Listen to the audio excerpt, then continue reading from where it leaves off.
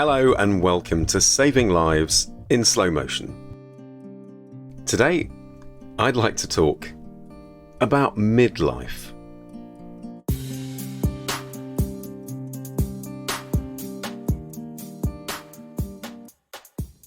Now, this is a self-indulgent episode as I had my 50th birthday last Saturday, and people who know me well will know that I've been dreading it. I really have not been looking forward to it. Whereas I was really looking forward to my 40th birthday, and it's interesting, isn't it? Time is an odd thing. And part of me doing this episode is trying to understand why I was feeling apprehensive about turning 50. So just off the top of my head, and this is my own personal view, I think when you think of your biological clock, or whatever you want to call it, 50 is definitely more than half your life in most cases, because not that many people live to 100. You can kid yourself at 40 that all things being equal, 40 is kind of middle-aged. Some people now think of 45 as middle-aged, but 50, pushing it. So there's a real palpable feeling of the fact that the best years of your life in terms of your energy levels and how active you are behind you, most likely. And I know a lot of people listening to this will say, hey, that's rubbish, look at Rich Roll or, whoever. No, I get it. I'm not just saying that it's a fait accompli, and you can live very healthily to an old age, but realistically, I think, my days of climbing Everest were probably more likely when I was 25 than, say, 65. The other thing is the sandwich generation. Your children are growing up. Some people in midlife might find that their children have left home or are leaving home, and they have elderly parents who need care, or sometimes they have grief to deal with because they've had a death of a parent. This is all very culture specific, by the way, at the moment, but all of this feeds in to midlife a lot of the time. Now, of course, a lot of people don't have that kind of demographic. Their parents may have died years ago. They may not have children themselves. And they may not have had any massively traumatic life events. But a lot of people tend to go through some kind of trauma by the time they hit middle age, whatever we want to call that. And they include things like divorce, for example, or grief, as I just touched on earlier. And certainly for me, I think as I've got older, my brain has woken up a little bit more, and I'm definitely finding my true self more and more. And many of you may have heard in a previous episode of this podcast, I asked a silly question, which is, the voice that I'm using now, is that the real me? Or is this how I have curated myself because that's how I want other people to see me? And I think all of this stuff, certainly for a lot of people, starts to hit them. They wake up in a way in midlife, and you start to think about what you're doing with your life. And a couple of my friends who are in the same age demographic, we have this joke phrase which is this it?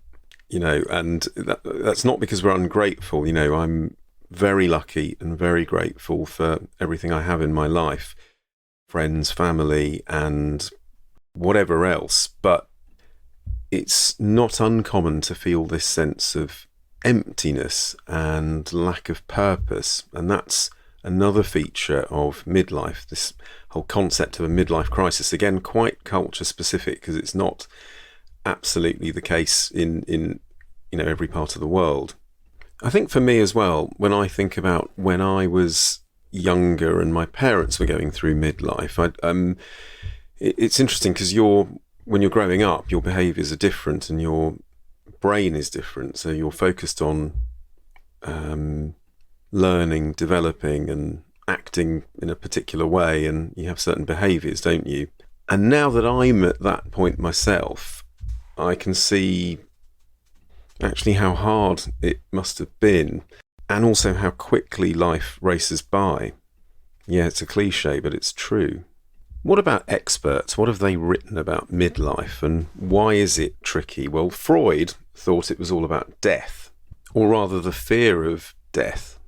But it's strange because there's a study which I'll post a link to that suggests that happiness, in inverted commas, or the happiness curve is effectively a U shape in many countries. And the lowest point on that curve is 47.2 years for developed countries and 48.2 years for developing countries. Interesting. And when I think about my own life, I don't know whether that actually fits. Probably not, I'd say, but nevertheless, an interesting observation.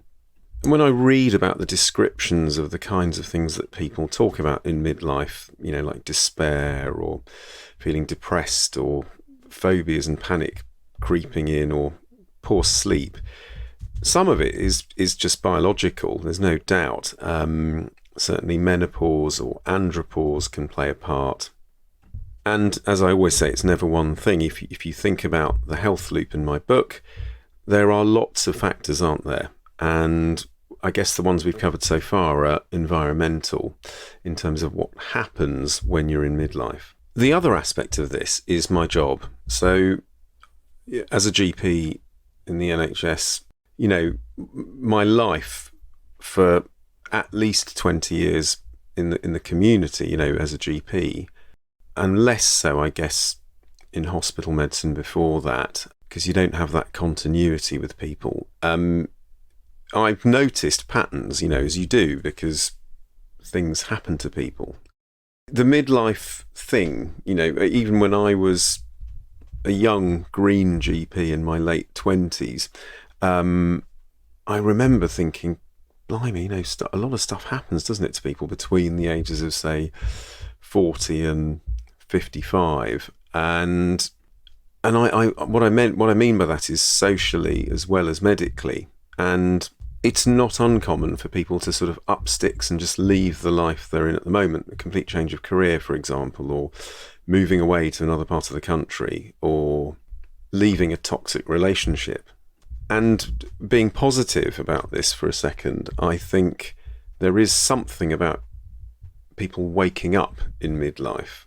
So what's the answer? How do you navigate midlife without falling into this lull? I don't know whether any of you listening relate to this, but, well, there's lots of advice out there. I mean, I think the first thing I would say is, with my own experience in terms of the people I've met over the years as patients and my own feelings, I think it's possible that people start to feel a bit burnt out. And one thing to do is just reevaluate why that might be the case in terms of your working life. Secondly, for me, is you just realise how precious time is, and spending time with those that you love and want to see becomes increasingly important. You need to make more of an effort. I need to make more of an effort to do that, because you say to your friends or family, oh, we must meet up, and then guess what? Another 6 months has gone. And just to put that into context, if I live till I'm 80, then that is only another 60 lots of 6 months. It's not much, really, when you think of it like that. Another one, again, this is a personal one, but very common, is I have got this thirst for knowledge and learning. And I was saying to a friend the other day that I really fancy not necessarily doing a degree or anything, but just studying about new things.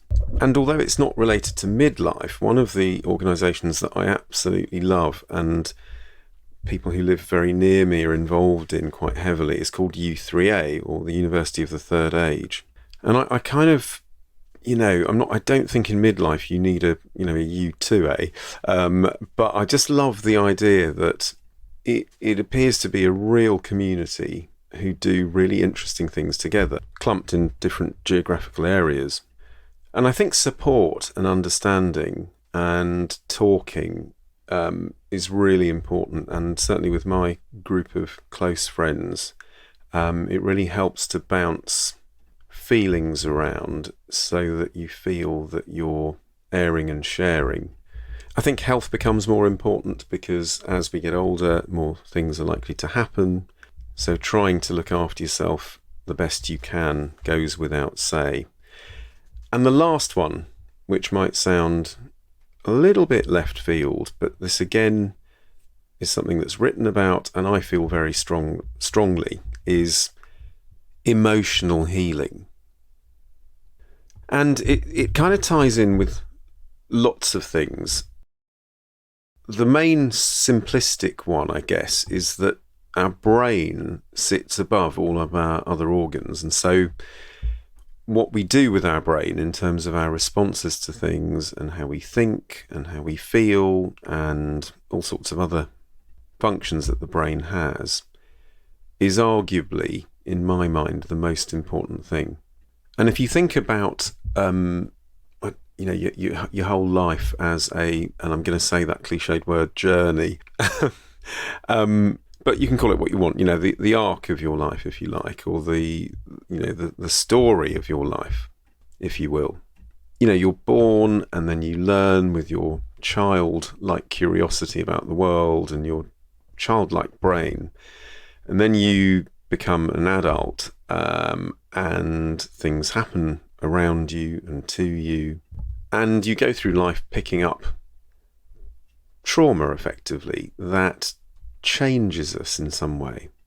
And you realise that your behaviours, and a lot of people find this through therapy, or it just dawns on them one day, that a lot of your behaviours, when you look back at yourself when you were younger, were trying to fulfil an unmet need of some sort. And in my book, The Health Fix, I talk about the monkey brain, but this is a little bit deeper than that. The monkey brain and not having impulse control is just a symptom in a way. And this exploration, this adventure to find your true self, I think, certainly for me, is a part of navigating midlife. So it's partly to do with understanding yourself and your behaviours and how they relate to your upbringing, your childhood, and also how to move forward mindfully and in the moment. It's not an easy process to go through emotional healing, and often you'll find that counsellors or psychologists talk about 7 different steps of emotional healing, starting with awareness. And I think if nothing else, and you can do that, and you're aware of when you become angry or triggered or are feeling pain, then that's a great start. And then you can move forward to acknowledgement, acceptance, and there's grief and forgiveness, and then ultimately you can move forward. And different people have different methods of doing this. Some use prayer, some use meditation, others some form of therapy. It's whatever works for you. But ultimately, what I try and do, and the way I'm navigating it, is I am trying to just live moment to moment and enjoy what I can, when I can, as much as I can. So I was thinking about quotes on midlife. I like a quote, and I think my favourite one is by Carl Jung, and I think it's true and it resonates for me. I don't know whether you'll feel the same. And he said, midlife is the time to let go of an overdominant ego and to contemplate the deeper significance of human existence. I think that's where I am. May not be for everyone, but I do love that. Why are we here? What are we doing? And what's next? And I hope whatever it is for you, it's the same as me, which are new adventures on a new day. And that thought when you wake up in the morning is, hey, I'm alive, I'm here, I'm grateful. Okay, thank you so much for listening. Listen, there's loads of links in the show notes. I didn't go in deep about things like midlife crisis and all of that stuff because there's so much written on it. And hopefully you'll be able to take a look. Until next time, listen, do take care. I hope that's made you think a little bit. And if you're in midlife, hopefully that was useful. If you're not and you've gone past it, then be grateful that you made it, because, so many people don't even get there. And until next time, do keep the suggestions coming in. I'm loving them as always. Thank you for listening. I really do appreciate it. And until next time, take care. Look after yourself. Bye for now.